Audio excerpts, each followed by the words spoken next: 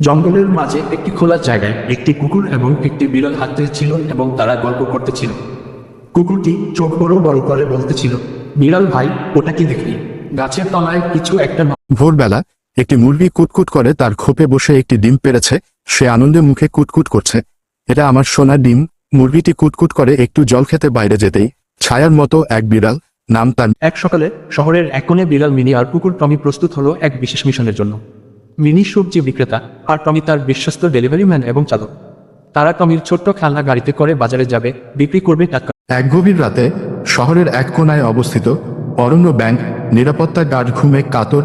হঠাৎ ছায়ার মতো ঢুকে পড়ে এক শিয়াল চুপি চুপি ঘুরে দেখে ব্যাংকের ভিতর পাঁজা দিয়ে এক শান্ত দুপুরে একটি রঙিন ছোট পাখিটি বারান্দায় এসে বসল। নিচে বসেছিল এক ডরাকাটা বিড়াল, চোখ দুটো বড় করে তাকিয়ে পাখিটাকে দেখছিল। পাখিটি একটি শান্ত গ্রামে রোদেলা সকালে একটি কৌতূহলী হাঁসের বাচ্চা পানির ধারে খেলা করছিল। হঠাৎ পা পিছলে শুকনো মাটিতে উঠে যায়। গভীর জঙ্গলে একদিন একটি বাঘ ক্ষুধায় কাহিল হয়ে হাঁটছিল। হঠাৎ তার সামনে একটি শিয়াল আসলো। শিয়ালকে দেখে বাঘ বলল,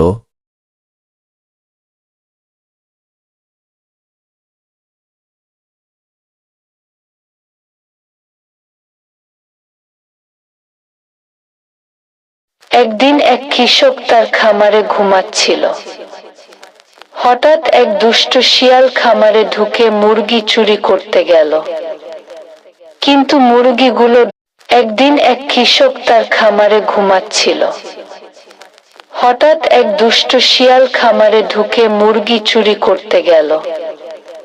কিন্তু মুরগিগুলো গভীর জঙ্গলে একাকী, ক্ষুধার্ত ও অসুস্থ একটি শিশু ভয়ে কান্না করতেছিল। এই দেখে একটি মোরগ এসে শিশুর পাশে বসে শান্ত করার চেষ্টা করে। সান্ডা মামা, তুই ধরা দে।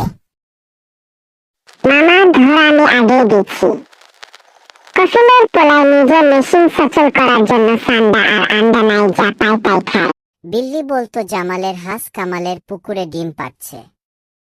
ডিমটা কার? মামা, জামালের হাঁস কি কামালের পুকুরে রাতেও থাকে? তোর কিরে বিল্লি, তুই এত নাচতেছিস কেন? বস, নাচবো না কি করব? দেখো, আমি ফেসবুক মনিটাইজেশন পাইয়া গেছি। ফেসবুকে তুই কি দাও? এই ধরেন আবার। কি রে গুইসব, তুই আমার ঘরে কি করো? কেন আসছো? মামা আমারে বাঁচাও, মামা আমারে বাঁচাও। কেন ভাগ্নে, কি হয়েছে তোমার?